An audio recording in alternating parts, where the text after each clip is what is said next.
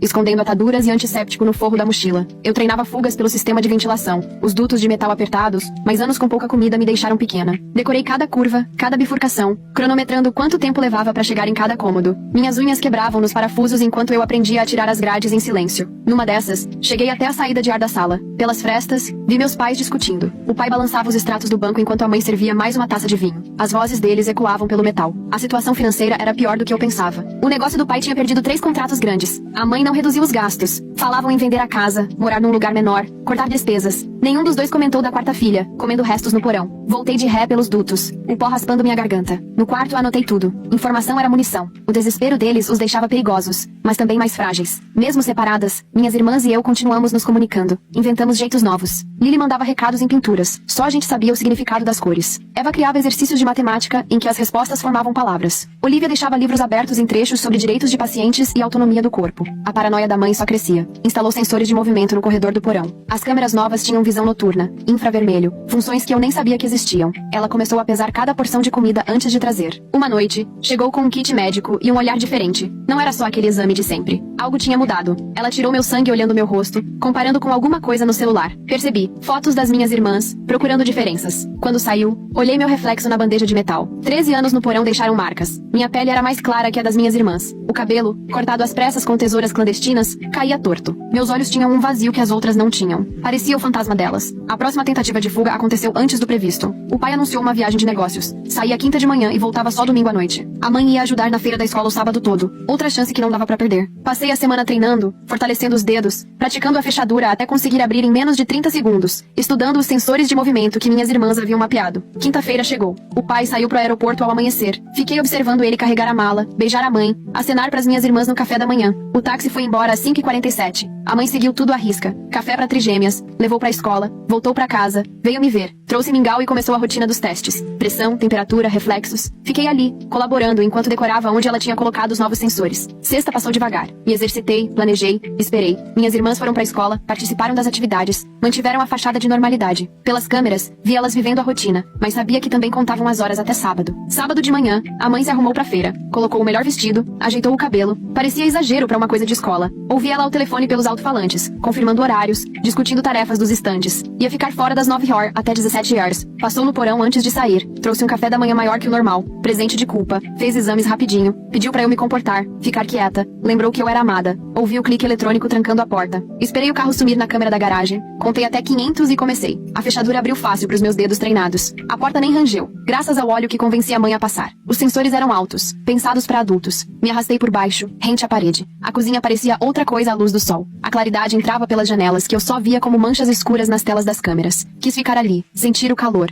mas não dava pra perder tempo. Achei a bolsa da mãe pendurada na cadeira. Dentro, a carteira com fotos. Só fotos escolares das minhas irmãs, nada mais. O celular pedia senha, que eu não sabia, mas as chaves do carro estavam ali, cheias de possibilidades. Na garagem, enxerguei novas ideias. Ferramentas penduradas, uma escada na parede, caixas marcadas como enfeites de Natal e roupas antigas. Numa delas, roupas de bebê. 4 conjuntos idênticos. Ela guardou todos. Do lado de fora, ouvi uma porta de carro bater. Meu coração parou. Pela janela da garagem, vi Lily descendo da van da vizinha. Era pra ela estar na aula de arte. Por que voltou? Corri pela casa abaixada, os sensores piscando enquanto eu passava. Consegui chegar ao porão a tempo, fechei a porta bem na hora em que a da frente se abriu, mas a tranca não funcionava por dentro sem código. A luz vermelha piscava, debochada. Eu treinei abrir, não fechar. A porta ficou destrancada, prova da minha saída. Escutei passos lá em cima. O andar da Lily, que eu conhecia de cor. Ela foi pro quarto, depois ao banheiro, depois rumou pra cozinha, indo em direção ao porão. Prendi a respiração. Os passos pararam. Pela frestinha debaixo da porta, vi a sombra dela. A maçaneta girou um pouco, mas logo parou. 3 batidas na porta. Era o nosso sinal de emergência. Respondi com uma batida só. Perigo. A sombra dela sumiu rapidinho. Ouvi o barulho na cozinha. Ela abrindo o armário, batendo louça, inventando um álibi. Depois, os passos voltaram. Alguma coisa deslizou por baixo da porta. Um pedaço de papel. Mãe esqueceu o dinheiro da feira. Está voltando. Esconda-se. Na hora, entrei em pânico. Peguei o papel e desci as escadas voando. Meu quarto parecia normal, mas a porta destrancada já entregava que eu tinha fugido. Precisei pensar rápido. A grade de ventilação estava meio solta, resultado de tantas tentativas anteriores. Arranquei de vez, me enfiei no duto e puxei a grade atrás de mim. As bordas do metal cortaram meus ombros enquanto me espreitava para dentro. 2 minutos depois, ouvi o carro da mãe entrando na garagem. Os saltos dela ecoaram pela cozinha, pararam na porta do porão.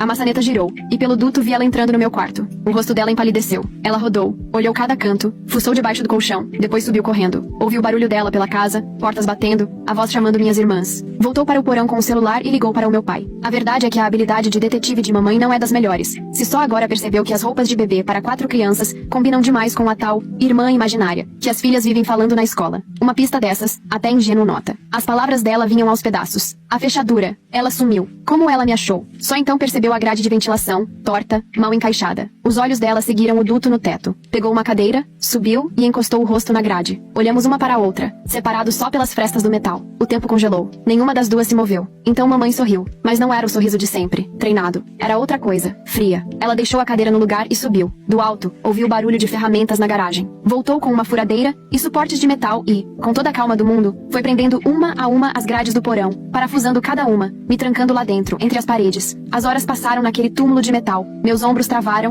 comecei a ter falta de ar, a garganta cheia de poeira. Pelas frestas, assisti mamãe trabalhando, cantarolando aquela mesma música das coletas de sangue. Quando acabou, ficou no meio do meu quarto e falou alto, para o teto, sabendo que eu ouviria. Disse que sempre soube que esse dia ia chegar, que estava pronta. Os suportes eram só provisórios, até o papai chegar. Depois iam me tirar de um jeito seguro, sem estragar a mercadoria. Deixou garrafinhas de água e barras de cereal no meu colchão. Um gesto de bondade, segundo ela. Prova de amor. Depois subiu para esperar. Pelos dutos, ouvi minhas irmãs voltando das atividades. Tudo normal. Nenhum sinal do que acontecia no porão. Mamãe serviu o jantar, ajudou nas lições, botou todo mundo para dormir. A mãe perfeita para as filhas que ela deixava aparecer. A noite caiu e o metal gelou. Meu corpo já não aguentava a posição apertada, mas fiquei parada, ouvindo, planejando. Perto da meia-noite, escutei um ruído leve vindo de cima. Metal raspando em metal. Um dos suportes soltou. Uma grade se levantou. O rosto da Olivia apareceu, cheio de lágrimas. Ela esticou a mão, me puxou pela abertura até a lavanderia. Minhas pernas quase não responderam, todo o corpo formigando. Olivia me segurou e me levou até o banheiro. Me vi no espelho, coberta de poeira, cortes do metal sangrando, parecendo um fantasma. Me ajuda a limpar, ela pediu baixinho, aflita. Eva ficou de olho. Lily tinha distraído a mamãe mais cedo, fingindo que estava passando mal para ela subir em vez de descer no porão. Elas pegaram ferramentas escondido, se revezaram para me soltar, mas sair dali era impossível. Mamãe ativou o alarme da casa, todas as portas e janelas armadas, mudou o código. Estávamos presas até amanhecer. Olivia me levou pro quarto delas. Eva e Lily esperavam lá, pálidas de medo e força. Nos apertamos juntas, 4 meninas iguais, cochichando planos. Elas mostraram o que tinham juntado: dinheiro das mesadas, mochila com suprimentos, telefones de emergência. O plano era simples. Quando mamãe abrisse a porta de manhã, a gente fugia juntas até a casa do vizinho. Pedia ajuda, provava que eu existia. Só que planos raramente sobrevivem ao primeiro choque com a realidade. Mamãe não esperou amanhecer. Às 3 da manhã, abriu a porta do quarto e ficou parada na luz do corredor, com o kit de primeiros socorros na mão. Os olhos dela me acharam no meio das minhas irmãs idênticas. Ela não disse nada, nem precisava. O olhar avisava. Venha por bem ou veja suas irmãs sofrerem as consequências. Comecei a levantar, mas Eva me segurou pelo braço. Lily bloqueou meu caminho. Olivia se postou entre mim e mamãe. 3 rostos idênticos, firmes. O rosto de mamãe mudou. Surpresa, raiva, até medo. Ela não esperava as 4 juntas. Uma filha rebelde, ela resolvia. 4 era crise. Tentou argumentar, falou de lealdade, família, sacrifício, que amar é escolher o mais difícil.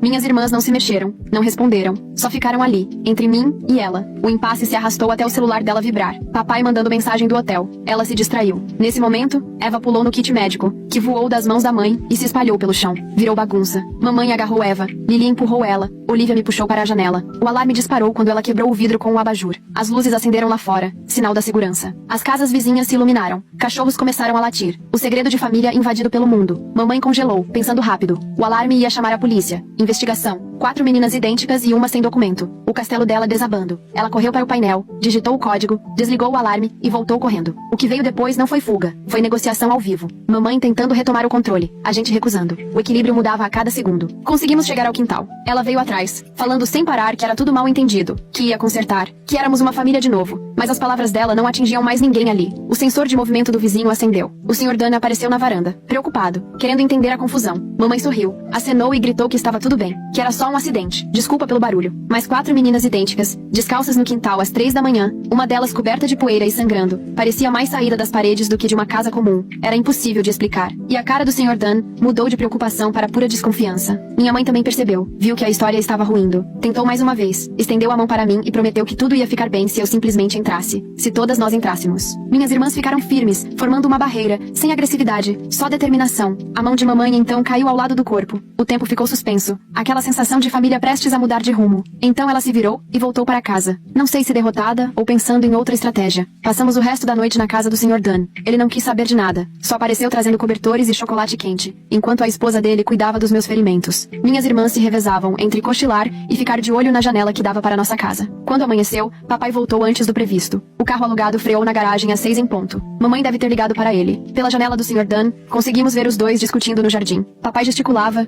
impaciente e irritado. Mamãe respondia com um tom de súplica, até que ele percebeu que a gente estava observando. O rosto dele se transformou várias vezes. Primeiro espanto, depois reconhecimento, e algo parecido com luto. Ele veio em nossa direção, mas mamãe segurou o braço dele. Os dois acabaram entrando juntos em casa. Uma hora depois, chegou outro carro. Dessa vez, uma mulher de terno, carregando uma pasta. Vimos ela entrando na nossa casa. Os três conversaram na sala. Documentos espalhados na mesa de centro. Mamãe chorando. Papai com o rosto fechado. Minhas irmãs me contaram o que tinham feito. As ligações enquanto eu ainda estava presa, os formulários preenchidos, todas as provas reunidas ao longo dos anos. Fotos do porão, gravações de conversas, evidências da minha existência. A mulher era do conselho tutelar. Aqueles relatórios deram início à investigação. 4 meninas idênticas. Uma delas sem nenhum documento. Exames médicos sem autorização. Abandono escolar. O caso era complicado, mas evidente. Ao meio-dia chegaram mais autoridades. Policiais, assistentes sociais, profissionais da saúde. Nossa casa virou cena de crime. Fotografaram o porão, coletaram provas, ouviram depoimentos. Me levaram primeiro para o hospital. 13 anos vivendo no porão tinham deixado marcas. Déficit de vitaminas, fraqueza muscular, problemas nos dentes. Nada irreversível. Os médicos garantiram. Nada que o tempo e o cuidado não resolvessem. Minhas irmãs ficaram comigo o tempo todo, se revezando para segurar minha mão durante os exames, traduzindo o que os médicos diziam e fazendo questão de deixar claro que éramos 4, não 3. As questões legais demoraram meses para se resolver. Pedido de certidão de nascimento, audiências de guarda, denúncias criminais. Mas naquele primeiro dia, sentada numa cama de hospital, com a luz do sol entrando pela janela, rodeada por irmãs que arriscaram tudo por mim, eu senti algo diferente. Eu existia, não como peça de reposição, nem como seguro, nem como um fantasma trancado no porão, mas como alguém de verdade, com direitos, com escolhas, com um futuro pela frente. O caminho era incerto. A chance de ir para uma família acolhedora era real. A separação era possível. Terapia, certeza. Mas minhas irmãs me deram o maior presente de todos. Escolheram ficar do meu lado. Abriram mão do conforto, da segurança, da paz da família. Foram elas que me tornaram real. Saí do hospital com os papéis de alta amassados nas mãos, enquanto esperávamos na porta principal. 3 dias de exames, avaliações e uma papelada interminável passaram voando entre as luzes frias e o cheiro de desinfetante. Minhas irmãs estavam ao meu redor o tempo todo, me lembrando